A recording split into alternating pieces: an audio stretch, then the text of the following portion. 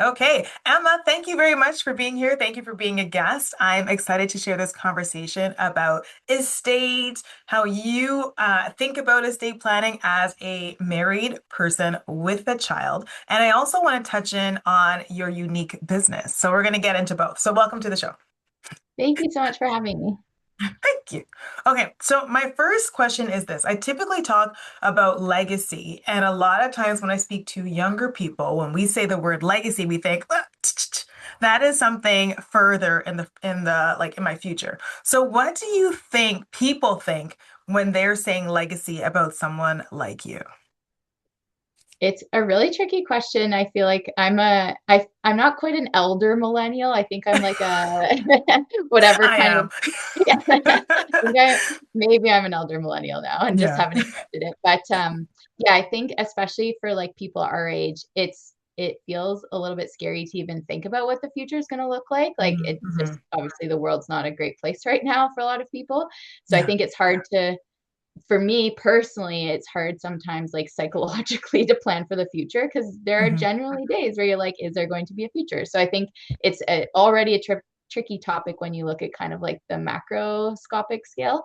Um, and then I think for a lot of people in my generation as well, like struggling with the cost of living and just mhm, struggling to like make ends meet, it's hard to even fathom like being able to put aside from a financial perspective, being able to put aside funds for either just to live out your life reasonably comfortably or to even leave like a financial legacy. yeah. Yeah. Um, and I think from the business side of things, like the idea of legacy is really important to me in terms of leaving a positive mark on the world. And that really drives a Mhm. lot of what I do with Whimble. So it's like a it's one of those. I'm excited to talk to you and meet you because it's always been one of these like topics that I'm like, oh, it's too scary to think about because the future is scary, but Mhm. also I know I do want to leave like a positive mark on the world.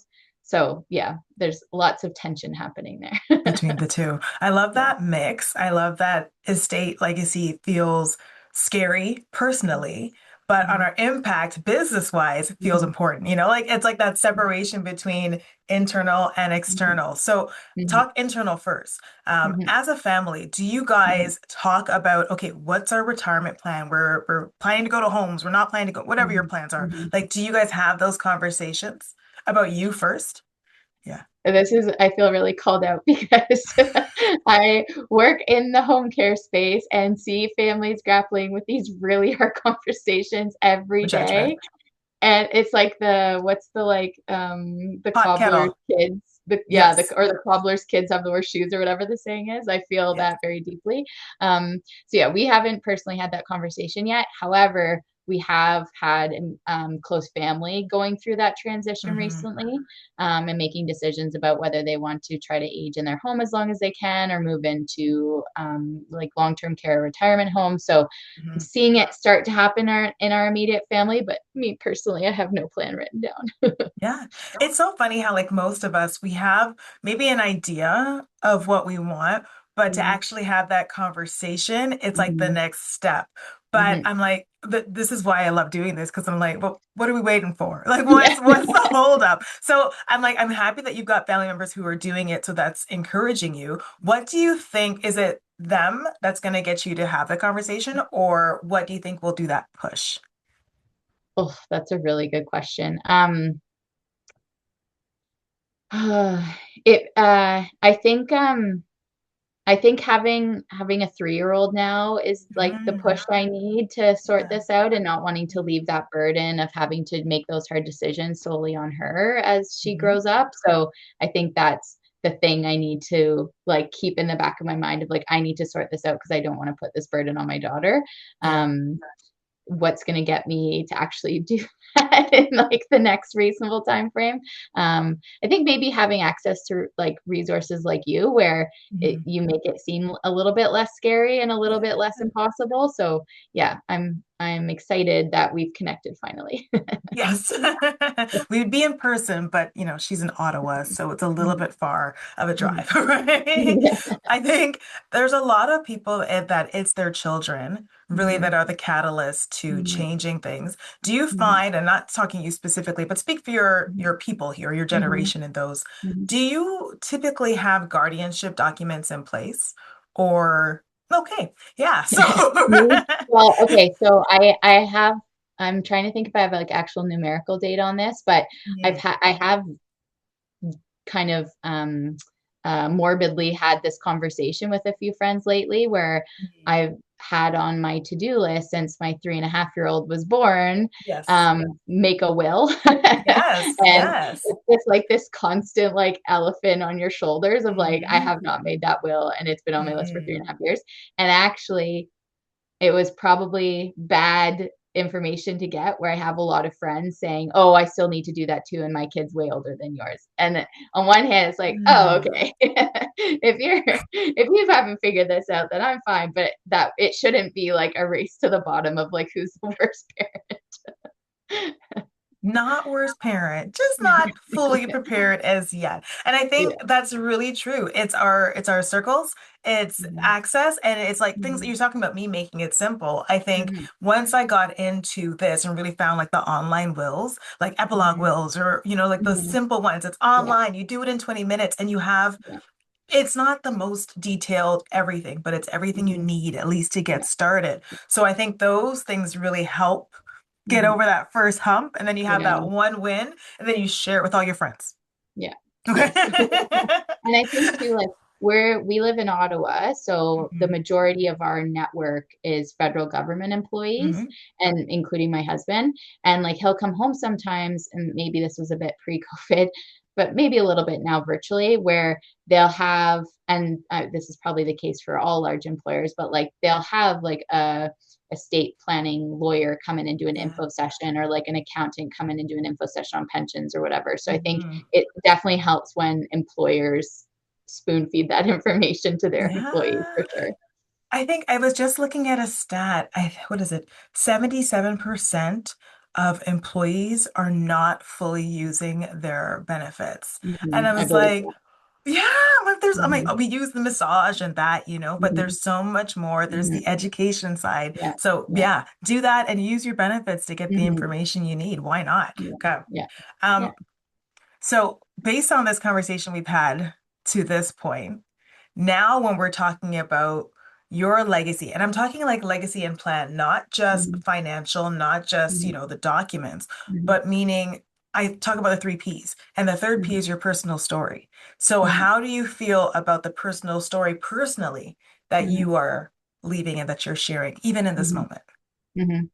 Um, I, I mean, it comes with trade-offs of like Mhm. burnout and all the other things, but I do feel much more confident on that side because what I do in my full-time, more than full-time life for Yeah. work is so like aligned with my values. So Mhm. it took me a while to get there. It took me Mhm. several like twists and turns to figure out how to kind of align my career with my values. But I think Yes. I've landed maybe overcorrected a little bit where there's like, yeah, a lot of potential for impact with what we're doing. So I feel much more comfortable on like that side of Hmm. the, or that P, I guess. Yeah. Yeah. And, and maybe because I've invested so heavily in that kind of bucket, the other buckets have definitely paid a bit of a price or been neglected a bit more.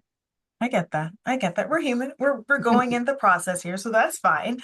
So let's talk about Whimble. So you Mhm. started this company because Mhm. you have a brother with special needs. So Mhm. first of all, tell us about Whimble. I think this is the coolest idea ever. My dad, you guys know, my dad has dementia, and trying to get care for him, like not everybody wants to be woken up at 3 o'clock in the morning, to get changed. And Mhm. you provide supports for what Mhm. we need Mhm. when we need it, Mhm. and it's super easy to Mhm. get that. Mhm. So tell me like why you got into Mhm. this first. Yeah. Yeah, very similar story to what you're experiencing with your dad, where my younger brother has a physical disability and relies Hmm. on daily, we call it attendant care in the Yep. disability space, or Hmm. daily personal support worker support. So from being the sibling that lives the closest to him geographically, I've I became the kind of default backup person when he did Yes. need something urgently. So if his regular caregiver wasn't available or Hmm. something happened that he needed help really quickly, I've for years been the one that gets the call, Hmm. and more from like a grumpy sister perspective, but also from like a recognizing, no, there's a real Yeah. need here. Yes. And like it's not just him in this situation. Hmm. Hmm. um just, yeah, recognizing that like the traditional home care system is not built for real life. Like it's very much built for under the expectation that you will be at home for large windows of time, and that your care is extremely consistent and nothing ever changes, and you don't have human needs outside of like the basic activities of daily Yeah. living. Like Yeah. I really feel that the home care system was built for like, okay, we will not even do a great job, but we will do a mediocre job of making sure you go to the bathroom and take a Hmm. shower on a Hmm. less than dignified frequency, and Hmm. just not accommodating or recognizing the fact that people want to live full, vibrant, Yeah. active lives, and Yeah. maybe they want to go to the bathroom at the movie theater, or they want to go to a music festival and stay out later, and they don't want to be home between 7 p.m. and 10 p.m. or whatever their evening care window is assigned to them. So we're just Hmm. trying to really come up with a way to make home care much more like human centered, um, Yeah.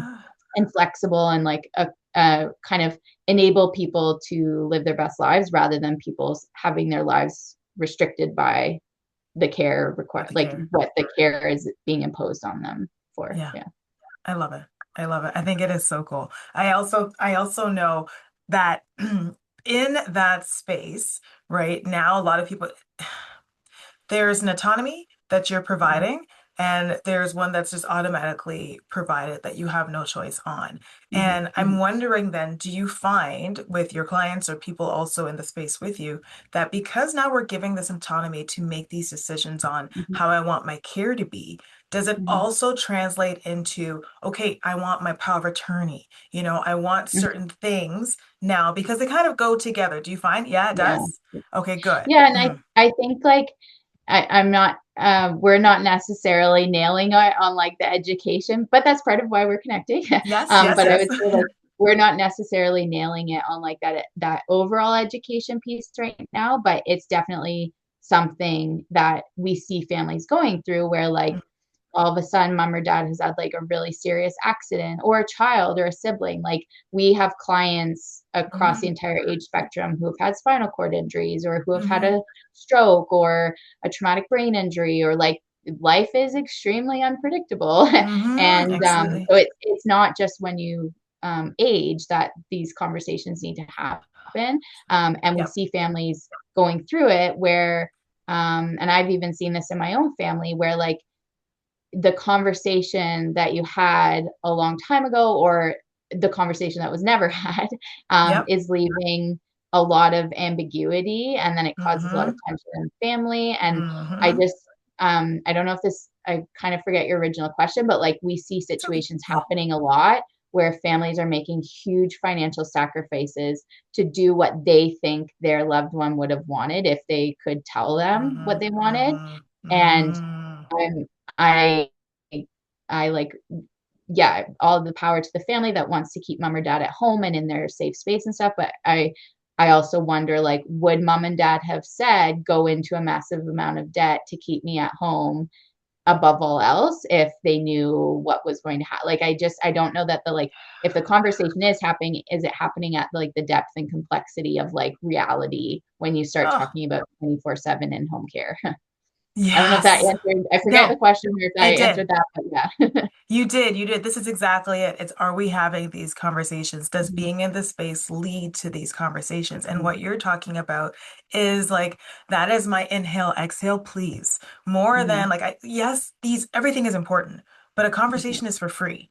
And talking about like mhm, what your hopes are, that matters more. And I always talk about, because am like for my dad, I'm his power of attorney. So I have the Mhm. authority to make decisions for Mhm. him, but Mhm. he was resistant to tell me what his wishes are. So it's one thing Mhm. to give me the authority, but I don't know Mhm. what you'd want me to do when the Mhm. doctors come to Yes. me and ask me the decision. And I'm like, Yeah. and Mhm. then you go through heck, trying to Mhm. heck. You go through so much stress trying to figure out, am I making the decision that they would have wanted?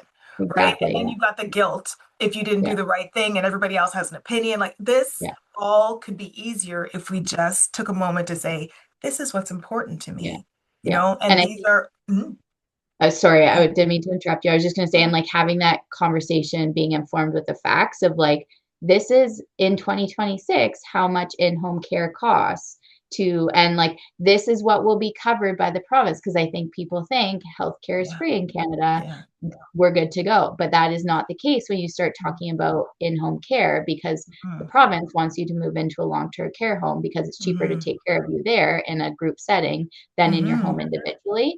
And you are not going to be offered a very dignified amount of help from the Yeah. province if you choose to stay in your home.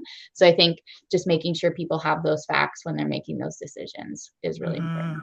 Mm-hmm. Do you find a lot of families are choosing still to stay home, knowing what we know now, or is it Um, changing? it's a good question. We often, we kind of, because we're essentially positioned as like a gap filler, we Yeah. often get contacted by families in a crisis situation. Okay. So because the system is slow and there's waiting lists for everything, we often get called in a crisis when like the family's like, we need help yesterday and I'm now on a wait list to talk to someone, or we're on a wait list for all these long-term care homes that we've deemed acceptable for a loved one or whatever the situation is. Mm-hmm. So I don't necessarily know that people are like making bad choices, or not bad choices, making Yeah. choices that Yeah. are going to like financially impair them Mm-hmm. for like for no reason. I think it's Mm-hmm. more just a bad combination of factors around like systems are slow to respond. There are wait lists to get in places that are reasonably priced and reasonably comfortable accommodations. Like I think it just you get into these like crisis situations where there's no quick or cheap or easy way out. So Yeah. that's often when we get called in. And I think like we will work with some families where we are supporting pretty much full-time in-home Mm-hmm. care while they're Mm-hmm. waiting to get a bed Yeah. somewhere, Yeah. or um, or it's like a short-term disability where we are supporting them while they're recovering, and reducing the amount of care required. So the other direction. So yeah, it's more like sometimes you don't have a choice what's happening and you just have to make do Yeah. until Yeah. one of your options becomes available to you, if that makes Mm-hmm. sense. And I think that happens more often than we think. A lot of times people think that we have these conversations and we're talking about seniors. Yes, that is a Mhm. huge demographic, Mhm. but the same thing is going to apply if someone unfortunately has a stroke and Mhm. Mhm. you aren't, maybe I'm not there. Maybe I don't have the capabilities. I still have to Yeah, work full time. We got kids. I exactly. can't provide Yeah, the care we need. yeah, So you're trying to find respite care if they're going to yeah, go somewhere. Like it's a yeah, scramble. And yeah. this is why we talk about, like insurance. Like, did Mhm. you take the time to have these conversations and to Yeah, budget for these things? yeah. Do we take the time to set up, the documents we need so that people can step in and help us if we need? Mhm. Like I think I was talking about my mom. She decided to leave and travel for a little bit. And while she was gone, and it's just day to day living, but all the day to Mhm. day living was my responsibility. And Mhm. do I know, all of the passwords? And I don't even, listen, I don't even know how to do any, like to turn the water, when the Yeah, water from winter to summer, like I don't know where that valve is or how to do that. Like these are the little things, yeah, but it matters. So yeah, yeah, I love this. This is like can we yeah, just talk about life and how to yeah, do life in case we yeah. have to? Do you have any sort of I don't want to promote someone else's service. Do you have any sort of resource for families that's like kind of, I saw one in there's someone here in Ottawa that sells them and they're almost like there's a better name for it, but I want to say it's like a death journal. Do you do that? Okay. Okay, perfect. I would Well, love to hear more about that. I am. Well, hello. Yes, I have my Plan Well, Live Well book. Perfect. It's a workbook that works you through estate planning. So Great. all of That this was not a conversation, pre-planned plug. no, that worked out perfectly though.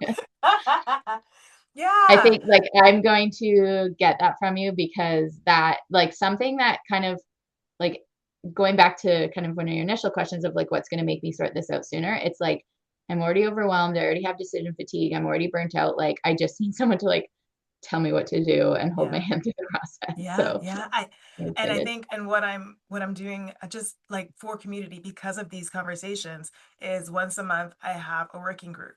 So Mhm. it is a 1 hour focus time, no cost. It's just come, bring your book or I whatever it love is, and that. we're gonna get it done. Yeah, because Hmm. I'm like you. I'm not Hmm. perfect. Have Hmm. I wrote it? Have I finished Hmm. it?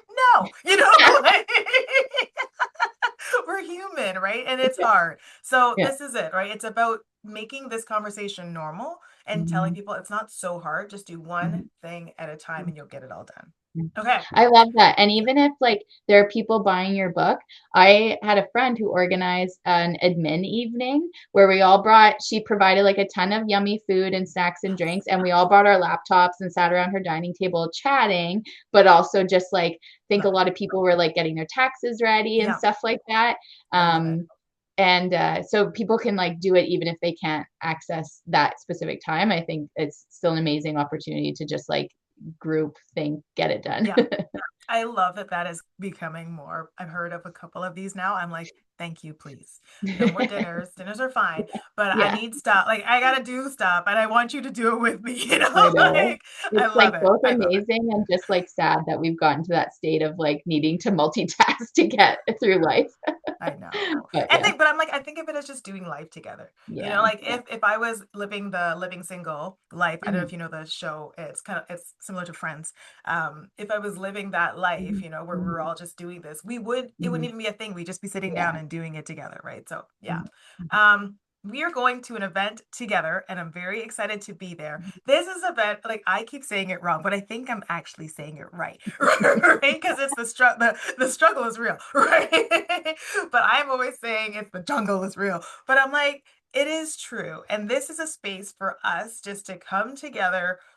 Like this conversation we're having, let our hair down, connect with people in this space and network. Why did you quickly tell me like why did you put this on?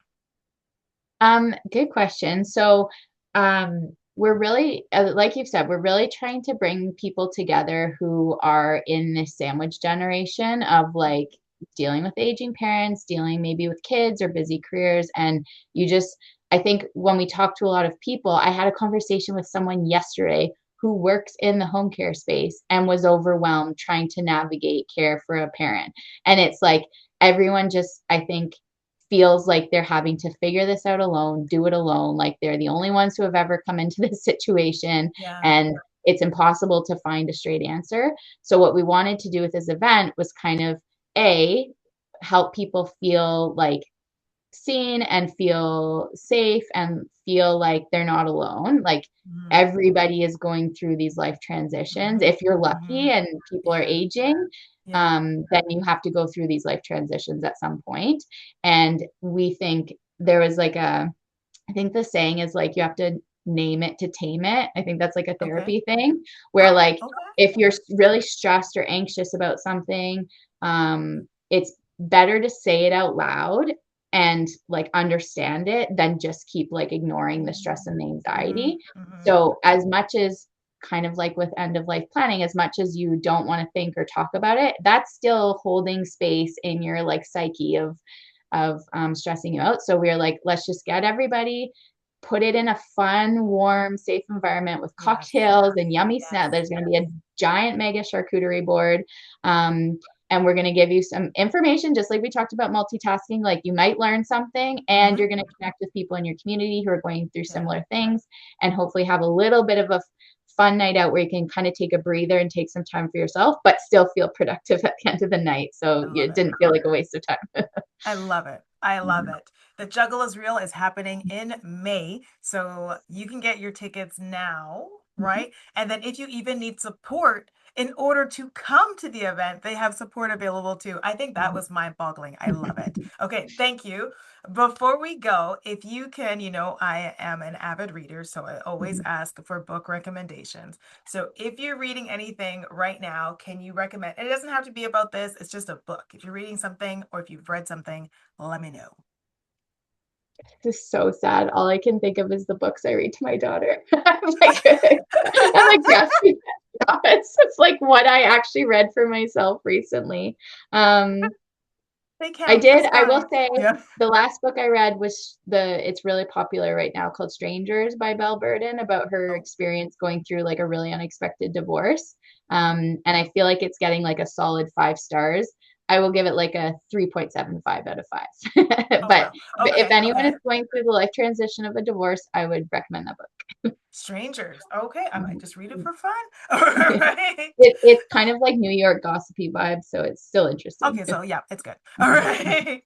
All right. Thank you so much. I greatly appreciate you being a part of this. It has been wonderful chatting with you, and I'm looking forward to seeing you in person in real life, IRL. IRL. Thank you so much, Manel. I appreciate you having me. Thank you. Okay.